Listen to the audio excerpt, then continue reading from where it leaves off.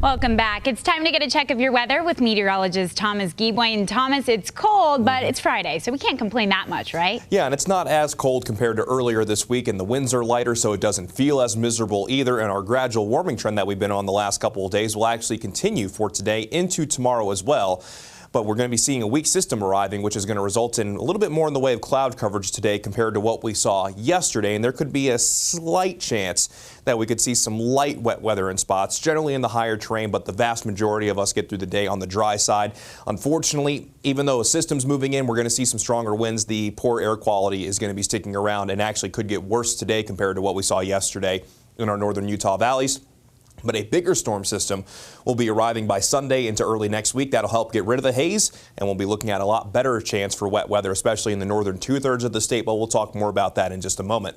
On the satellite and radar, currently high pressure is moving further away to the east, cloud coverage moving in from our west and from our southwest. And today will bring more cloud coverage today compared to what we saw yesterday, just with that slim chance that we could see some light wet weather in spots, generally flurries, but outside of that, again, looking mostly dry. It's chilly out there. It's 22 in Salt Lake, 19 in Provo, but where those inversions are the strongest in the Uinta Basin and Cache Valley, temperatures are below zero this morning, so that's a frigid start to the morning.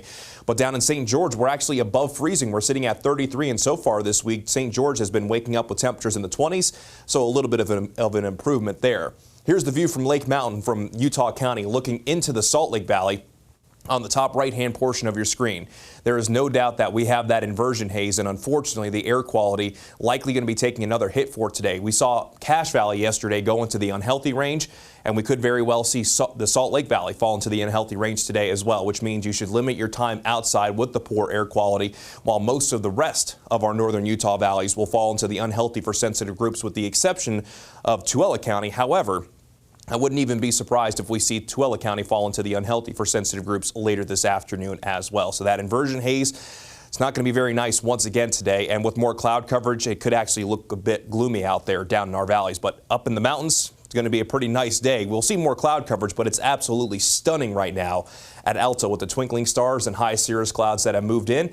And down in southeastern Utah, we're shaping up for what's going to be a beautiful sunrise in Blanding. You can start to see the early colors of the sunrise. We still got a little bit to go, but got mainly clear conditions around Blanding. And your out-the-door forecast for the Wasatch Front, hazy conditions will continue through the day. Sunset will be at 5:48 in Salt Lake City, but those temperatures will warm from the 20s eventually into the mid to upper 30s for those daytime highs. So again, just a little bit warmer compared to what we saw yesterday. And for the Wasatch Front, most of us will top out in the mid to upper 30s, but where those inversions are strongest, like in Cache Valley, those daytime highs will be below freezing. We'll see a daytime high of 18 in Roosevelt. Meanwhile, the Wasatch back, a daytime high of 40 degrees in both Park City and Heber. Then down in central Utah, a high of 34 in Emory, 43 in Gunnison, 45 in Richfield. Then down in southern Utah, a high of 46 in Lake Powell, 34 in Bryce Canyon, and 55 degrees in St. George. And most of us will see partly cloudy to partly sunny skies, with a few spots across the state seeing mostly cloudy skies thanks to that high pressure moving away to the east, that weak system moving in from our west. And again, a very slim chance for wet weather in spots, but really looking mostly dry across the board.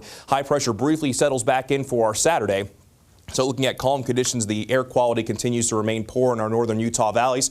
But going from Sunday into Monday, our next storm system set to move in. This is likely going to start off as valley rain and mountain snow, but the colder air is actually going to move in quite quickly. So we could see that transition over to snow rather quickly by Sunday afternoon into Sunday night in northern Utah. And as the cold front moves through, we even could see some wet weather stretching down into southern Utah. But the best chance overall with the storm system coming in on Sunday will be in the northern two-thirds of the state, and it will also help rush out the inversion haze that we are seeing currently in our northern valleys. In St. George, we'll see highs in the mid to upper 50s the next couple of days, getting to 60 degrees on Sunday. A slight chance between late Sunday and early Monday, and then dry skies through most of next week, with daytime highs settling right around the mid-50s. Then along the Wasatch Front, hazy conditions today and tomorrow with a little bit more cloud coverage today compared to our Saturday. Highs right around 40, a little bit warmer for our Sunday right ahead of the system moving in. Then we'll have the chance for wet weather from Sunday into Monday with a good chance of straight snow on Monday. Dry Tuesday and Wednesday with highs mainly in the mid to upper 30s. Then possibly bring back a chance of snow by next Thursday.